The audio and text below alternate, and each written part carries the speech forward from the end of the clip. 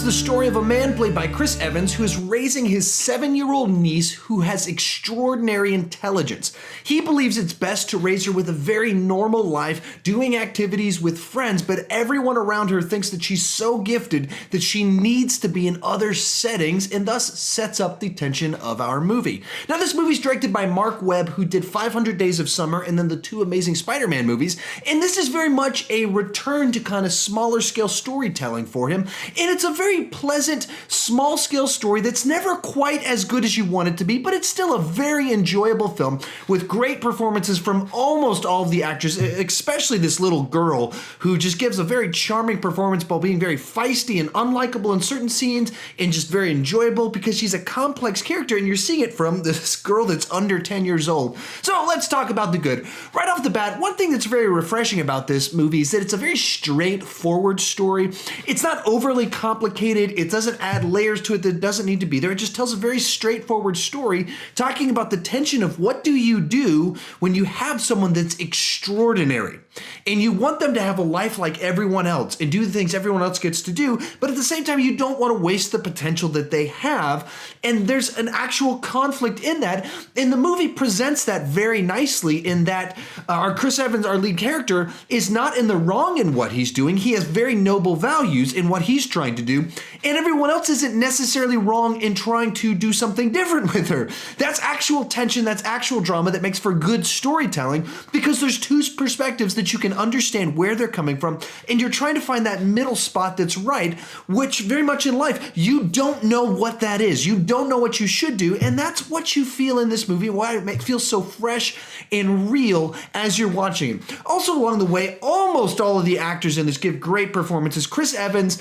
I think we've known for a while that this is not just a one-trick pony in you playing Captain America. He's quite a solid actor. Like for me, I remember him from Not Another Teen Movie, and then he was in played Human Torch in the Fantastic Four movies, and so I always kind of thought of him as not a serious actor. And then when he's cast as Captain America, I checked out this movie called Sunshine, and I was like, wait, this guy can actually act. This is the guy's the real deal.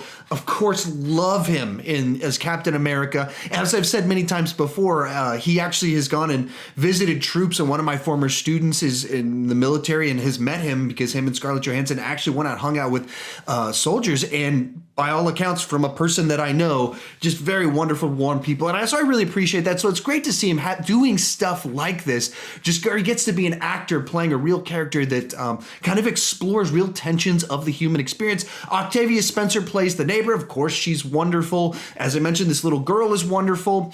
Almost everyone in this movie just gives great performances, except for Jenny Slate, but we'll talk about that in just a minute.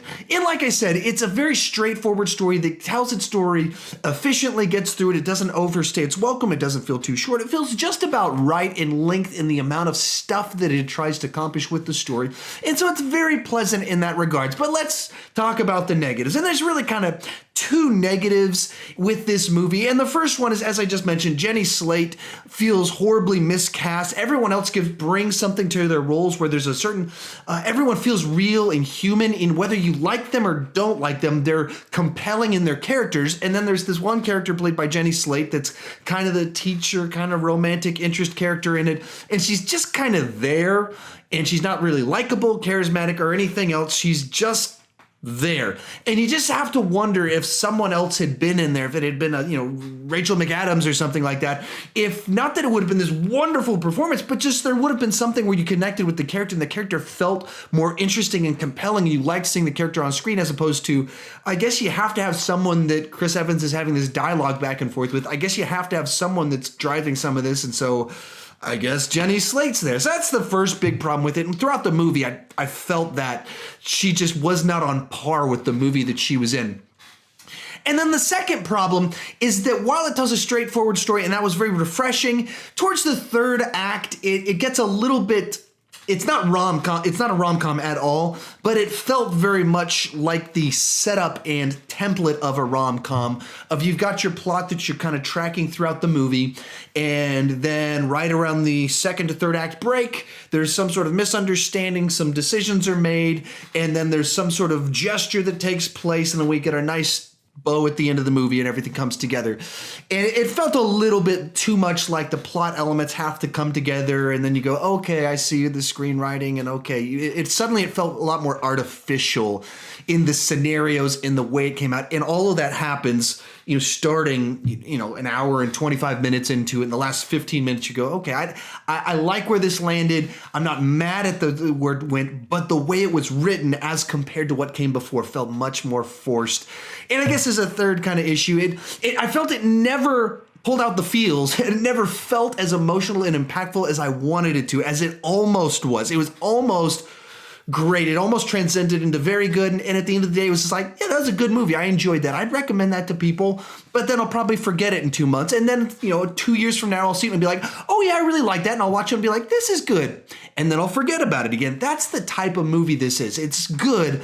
It's never as great as you want it to be. There's one weak performance. The third act gets a little bit formulaic, plotty, coming together-y, and it's never as great as you want it to be. But it's a very solid movie that if you watch it, you will enjoy it. I'm going to give this a 7.5 out of 10. Solid movie, as I said, mostly great performances. But if I'm being honest, you don't need to rush out to see this in the theaters. Just check it out on Redbox and you'll have a great time. And this is for the whole family. Actually, I teach Sunday school at my class, 3rd through 5th graders, and one of my 3rd through 5th graders was like, I saw this movie Gifted, you should go see it, it's great.